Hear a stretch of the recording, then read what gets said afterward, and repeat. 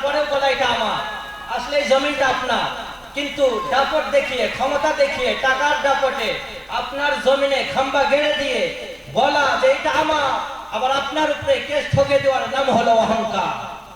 এর নাম হলো অহংকার। অহংকার মানে হলো যে আল্লাহ ব্যতীত কোনো ইলাহ নাই, বুঝা শেষ হয়ে গিয়েছে, এরপরে আল্লাহর উপরে ঈমান না নিয়ে আসার নাম হলো অহংকার।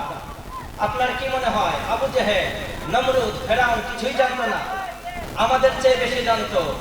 নবীর জামানায় ছিল ওহী নাযিল হয় কেমন করে সেটাও দেখে, কোরআনটা ওদের জবানে ওরা পড়ে, যে যে নবী এসেছেন ওই ওই নবীর এলাকার হিসাবে ওই কিতাবটি নাযিল করা হয়েছে।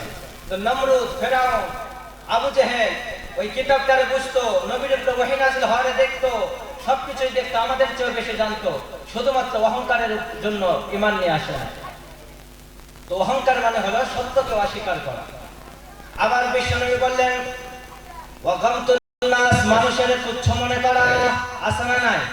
মানুষের ছোট মনে করে, নিজের বিশাল বড় মনে করে, এর নাম হলো অহংকার। নিজের বিশাল বড় মনে করে, সামনে যে আছে তার ছোট মনে করে, এর নাম হলো অহংকার। কিন্তু অহংকার মানুষের সাথে সাজায় না, অহংকার সাজায় শুধু আরশের উপরে যিনি মুস্তাবি আছেন আল্লাহ তাআলা। দেখবেন একজনকে আল্লাহ তাআলা অনেক দিয়েছেন, অনেক অনেক দৌলত দিয়েছেন, কিন্তু মানুষটা খুবই বিনয়ী, নরম, ভদ্র। আপনার মন চায় ওই মানুষটার সাথে টাইম পাস করতে, ওর পাশে বসতে, ওর কথাগুলো ভালো লাগে। আবার আল্লাহ একজনকে অনেক দিয়েছে, কিন্তু অনেক অহংকার, মানুষটা দেখলে চামার চামার লাগে, ঠিক কিনা? অনেক আছে কিন্তু ওর সাথে মানায় না, তো অহংকার। আবার মানুষ মনে করে অনেক থাকলে গেলাই বুঝি মানুষ অহংকারী হয়। অনেকের আছে ছাল নেই কিন্তু অহংকার আছে, মানে না থাকলেও অহংকার হয়। এটা জরুরি না যে থাকলেই অহংকার হবে, কারণ অল্প আছে ওটা নিয়ে অহংকার করে, কিন্তু অহংকার যাদের আছে তারা